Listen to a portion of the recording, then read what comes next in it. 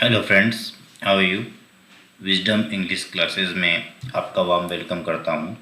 Friends, आज के इस वीडियो में हम इंग्लिश के वोकैबुलरी को डिस्कस करेंगे। जैसा कि आप सभी जानते हैं कि पिछले कुछ दिनों से हम इंग्लिश की वोकैबुलरी को डिस्कस कर रहे हैं, जो आपके एग्ज़ाम पॉइंट ऑफ व्यू से आपके लिए काफ़ी इंपॉर्टेंट हैं और आपके आने वाली एग्ज़ाम में वह आपके लिए काफ़ी हेल्पफुल हो सकती है।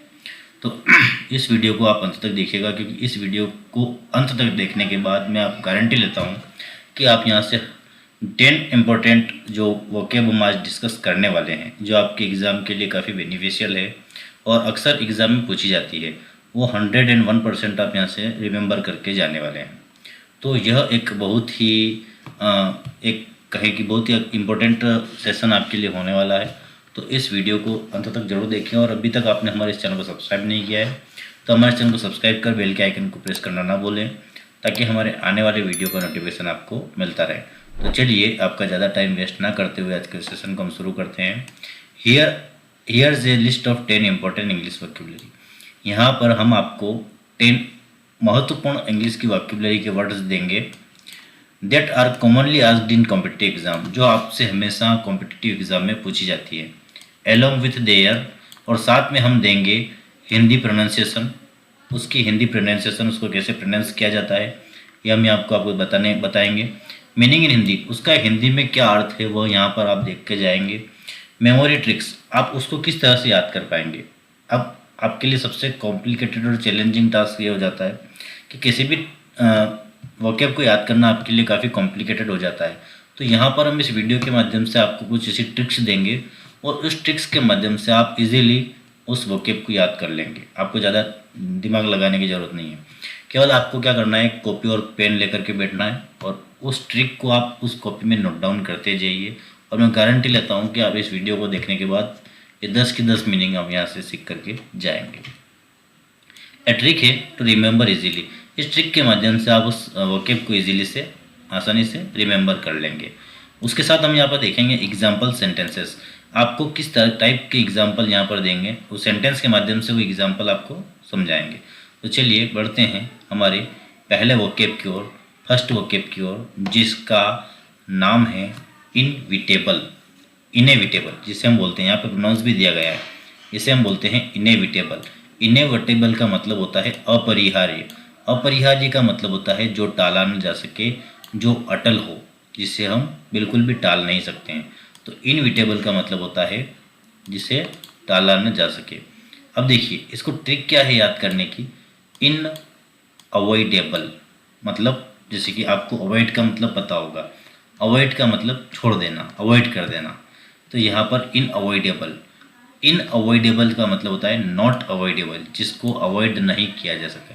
देखिए यहाँ पर एक रिदमिक टोन में अगर हम देखें तो विटेबल और अवॉइडेबल, इसमें भी ए बी एल ई आ रहा है और इसमें भी लास्ट के वर्ड में जो सफिक्स है वो ए बी एल ई आ रहा है।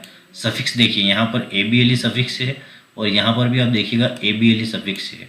तो आपको अवॉइडेबल तो याद है, उस अवॉइडेबल के माध्यम से केवल आपको इनविटेबल याद करना है। इनविटेबल का मतलब होता है जिसे टाला न जा सके, अपरिहार्य।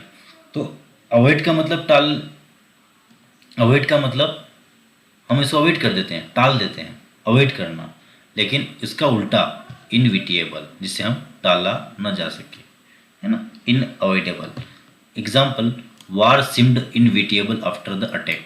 वार कैसी प्रतीत हो रही है ना, इनविटेबल प्रतीत हो रही है। किसके बाद? आफ्टर द अटैक, जब आक्रमण हो गया तो युद्ध कैसा दिख रहा था कि जिसे टाला नहीं जा सकता, उस युद्ध को बिल्कुल भी टाला न जा सके, इस तरह से हमें प्रतीत हो रहा था। आई थिंक ये पहली पहली वोकैब आपको याद हो गई होगी, इसे आप लिख लीजिएगा। सेकेंड वर्ब की ओर बढ़ते हैं, मेटिकुलस। सेकेंड वर्ब हमारी मेटिकुलस। मेटिकुलस का मतलब होता है अत्यंत सावधान और सूक्ष्म, माइक्रो जिसे हम कहते हैं। सूक्ष्म का अर्थ होता है माइक्रो, छोटा, बारीक, सूक्ष्म, है ना। प्रोनाउंसिएशन है इसकी मेटिकुलस। इसे याद करने का तरीका है माँ टिक लगाए हर काम में। माँ टिक लगाए हर काम में, जैसे माँ हर चीज़ में सावधानी बरतती है। आपने देखा होगा आपकी मम्मी किसी भी काम में बहुत ही सावधानी से काम करती है। कोई भी चीज़, हर चीज़ पर टिक लगाती जाती है ना। सावधानी से टिक लगा करके कोई भी माँ काम करती है। तो माटिक्यूलस, माटी लगाए हर काम में, तो मेटिक्यूलस, माटी, माँ मने माँ, टी ने टिक लगाए, क्यूलस, है ना। इस तरह से आप इसको याद कर सकते हैं। He is a meticulous planner, वह एक अत्यंत सावधानी से काम करने वाला, सावधानी से योजना बनाने वाला है। Who prepares for every detail, जो तैयारी करता है किसी भी डिटेल की, किसी भी जानकारी की अगर वो तैयारी करता है ना, किसी भी जानकारी के लिए, हर जानकारी के लिए जब जो तैयारी करता है तो वह उसे पूर्ण रूप से सावधानी से उसकी योजना बना करके ही काम करता है। यह यहाँ पर एक एग्जाम्पल हुआ। माँ टिक लगाए हर काम में, मतलब मेटिकुलस, माटिक से आपको आ जाएगा कि माटिकुलस होता है। ठीक है, इसे भी आप अपनी कॉपी में नोट डाउन कर सकते हैं। पढ़ते हैं थर्ड वोकेब की ओर। एम्बिग्यूअस, एम्बिग्यूअस एक एडजेक्टिव है। जब भी किसी वर्ड के लास्ट इंड में यदि ओयूएस से अगर वो वर्ड इंड हो रहा है, खत्म हो रहा है, तो उसका मतलब है कि वह कोई एडजेक्टिव है, किसी नाउन की विशेषता बताने वाला शब्द है। इसका मतलब होता है अस्पष्ट, दो अर्थों वाला। एम्बिग्यूअस का मतलब होता है दो अर्थी या अस्पष्ट, है ना। एम्बिग्यूअस, एम्बिग्यूअस कई तरह से इस्तेमाल हो सकता है। एम्बिग्यूअस, एमी का हम बिग यूज़ कर सकते हैं। एमी का मतलब, एमी से इसको याद कर लेंगे, एमी से। एमी का हम कैसा यूज़ कर सकते हैं, बिग यूज़। बिग यूज़ का मतलब उसको हर जगह उसको यूज़ कर सकते हैं, मतलब वो कई तरह से हमें दिखाई दे सकता है। उसके कई सारे अर्थ हो सकते हैं, जैसे दो अर्थ हो रहे हैं ना यहाँ पे, जिस तरह से कई तरह से इस्तेमाल हो सकता है। यानी अर्थ स्पष्ट नहीं है, इसका मतलब वो क्या हो गया, अस्पष्ट है ना। किसी चीज़ का अर्थ हम कब स्पष्ट करते हैं, किसी चीज़ का हम अर्थ तब स्पष्ट करते हैं जब उसका कोई एक अर्थ हो। यहाँ पर किसी चीज़ का दो अर्थ हैं, मतलब वह स्वतः ही अस्पष्ट हो गई है कोई भी चीज़, अब मतलब वह चीज़ एम्बिग्यूअस है ना। हिज आंसर वाज एम्बिग्यूअस, उसका उत्तर जो था वह अस्पष्ट था, एंड कन्फ्यूजिंग, और बहुत ही मतलब कॉम्प्लिकेटेड था, जिसे कोई समझ ना पाए ऐसा था। इसीलिए यहाँ पर इसे हम एम्बिग्यूअस कहते हैं, अस्पष्ट कहते हैं। इसे नोट डाउन कर लीजिएगा। बढ़ते हैं फोर्थ वोकेब की ओर। बेनीवोलेंट, कल भी शायद आया था। बेनीवोलेंट का मतलब होता है दयालु, काइंड, ये कल भी आया था। बेनीवोलेंट, इसका प्रोनाउंसिएशन होता है benevolent. Ben ten is always helping benevolent, Ben ten is always helping. Ben ten क्या है, बेन टेन एक तरह का एक पात्र है। बेन टेन एक पात्र है जो ऑलवेज हेल्प करता है, एक हीरो है, बच्चों का एक हीरो है, वो हमेशा हेल्पिंग नेचर का है। तो वो क्या हो गया, वो हो गया बेनीवोलेंट हो गया। और दयालु है इसलिए तो सबकी मदद करता है, परोपकारी है। तो बेन टेन वोलेंट नहीं करता। इसको इस तरह से भी याद कर सकते हैं। देखिए इसमें वर्ड है वोलेंट, वोलेंट का मतलब हिंसा, और अगर बेन टेन वोलेंट नहीं हो सकता है, बेन टेन तो बहुत ही दयालु हो सकता है, तो बेनीवोलेंट है, बेनीवोलेंट नहीं है, बेनीवोलेंट है। जैसे बेन टेन अच्छा और समझदार है। Example, the benevolent women donated generously to the orphanage. The benevolent मतलब जो दयालु औरत है, डोनेटेड दान करती रहती है, जनरसली यानी उदारता से, किसको, टू द ऑर्फेनेजेस को, ऑर्फेनेजेस को, अनाथालय में। एक औरत है जो अनाथालय में अक्सर दान करती रहती है, तो वो औरत कौन हो गई, वो हो गई आपके लिए दयालु औरत, बेनीवोलेंट महिला। ठीक है, बढ़ते हैं फिफ्थ, ये भी आ चुका है, रिपीटेड है, कैंडिड।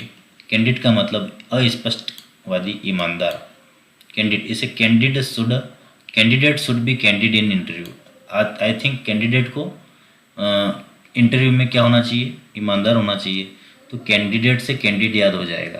कैंडिडेट तो कैंडिड ही होते ना, ईमानदारी रहेंगे। अगर वो कैंडिडेट्स जो अभ्यर्थी हैं वे अगर कैंडिडेट नहीं होंगे तो वो एग्ज़ाम में, इंटरव्यू में फेल हो जाएंगे, असफल हो जाएंगे।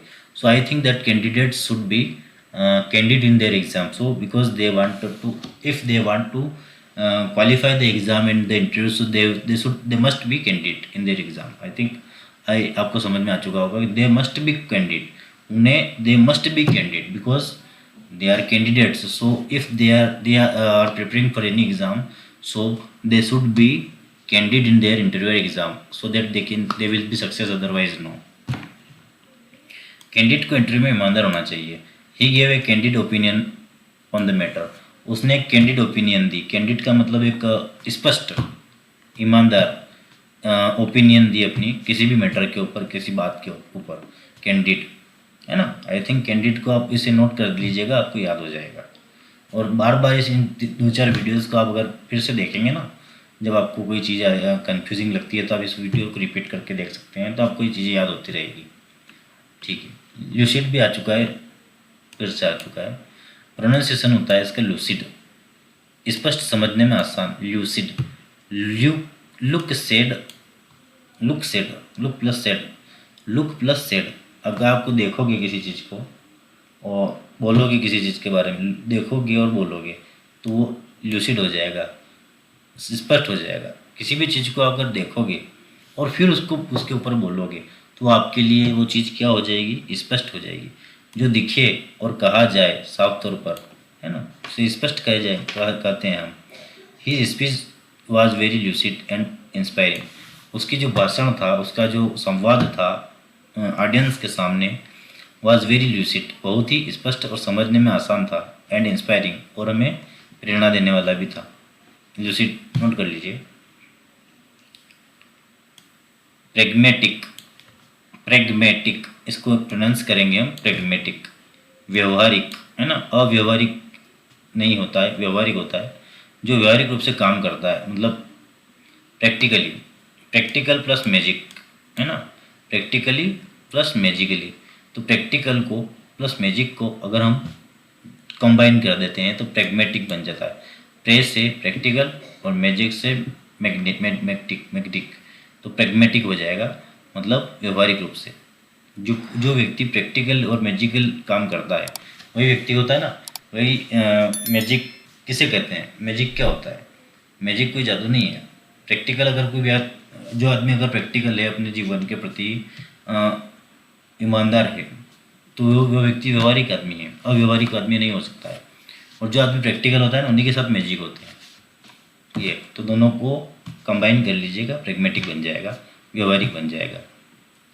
सिवाज प्रेग्मेटिक अप्रोच, उसकी जो अप्रोच है, उसकी जो पहुंच है, प्रेग्मेटिक है, व्यवहारिक है. सॉल्विंग प्रॉब्लम्स, जिस चीज़ की आप समस्या से दूर होना चाहते हैं, किसी समस्याओं से पार पाना चाहते हैं, तो आपको प्रेग्मेटिक होना पड़ेगा, तभी आप किसी भी समस्याओं से दूर हो सकते हैं. यही तो मैजिक है. बढ़ते हैं नेक्स्ट. अलिविएट, अलिविएट, अलिविएट प्रोनाउंसिएशन है. अलिविएट का मतलब होता है कम करना या राहत देना. ये भी फिर से रिपीटेड वर्ड है. देखिए, कम करना या राहत देना. आल लिव इट, अलिविएट को आल लिव इट. अगर आप कम करना चाहते हो तो आपको सभी चीज़ें छोड़ना पड़ेगी. जैसे कि मान लो ये इतनी सारी चीज़ें आपको परेशान कर रही है, बहुत सारी चीज़ें जो आपको परेशान कर रही है, तो आपको क्या करना पड़ेगा, इन्हें लीव करना पड़ेगा, इन्हें छोड़ना पड़ेगा.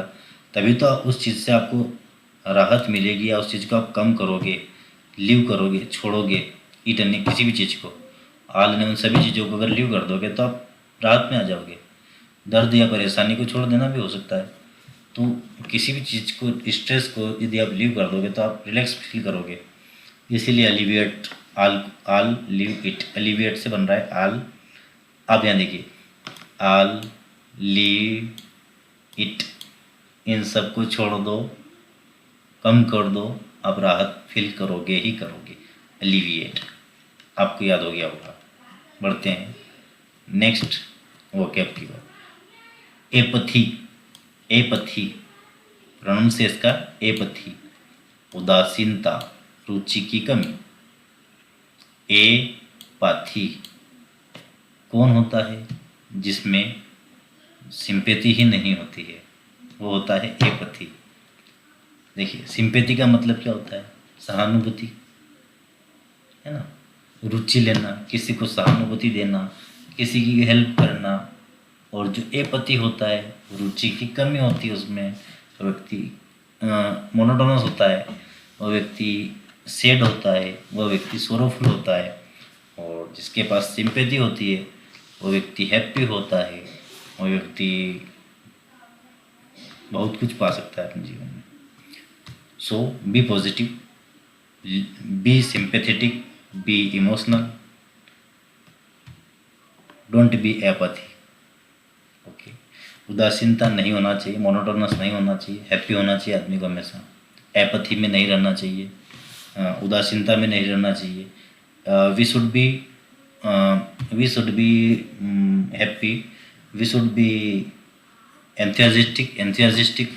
enthusiasm. We have to keep enthusiasm in our body, and because we are live long with sympathy, we can't live long with apathy. If you are wanting to live long, you have to donate, you have to be kind, you have to be many cheese positive things. I know, you know, मैंने बहुत सारी चीज़ें हैं जो आपको अपने जीवन में फॉलो करना चाहिए।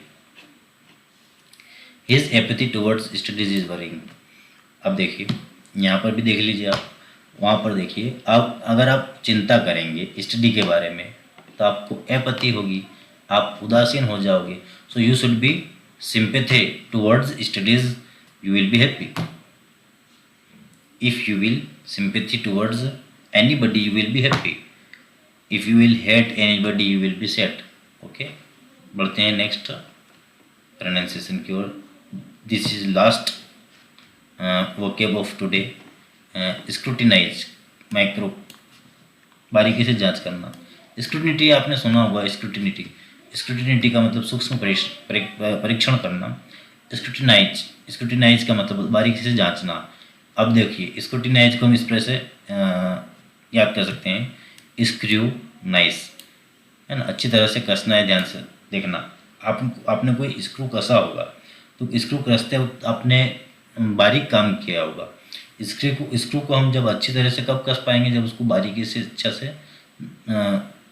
वो उसको कसेंगे, टाइट करेंगे, तभी तो हम स्क्रू को फिट कर पाएंगे किसी भी दीवार के अंदर या कहीं किसी मशीन के अंदर।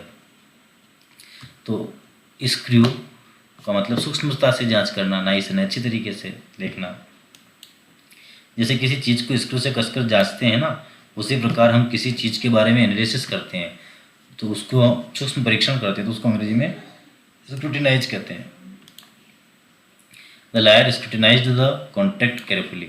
जो वकील होता है ना, वो किसी भी कॉन्ट्रैक्ट को ध्यानपूर्वक सूक्ष्म परीक्षण करता है, उसके बाद में किसी भी निष्कर्ष तक पहुंचता है। Let me know if you like this PDF format.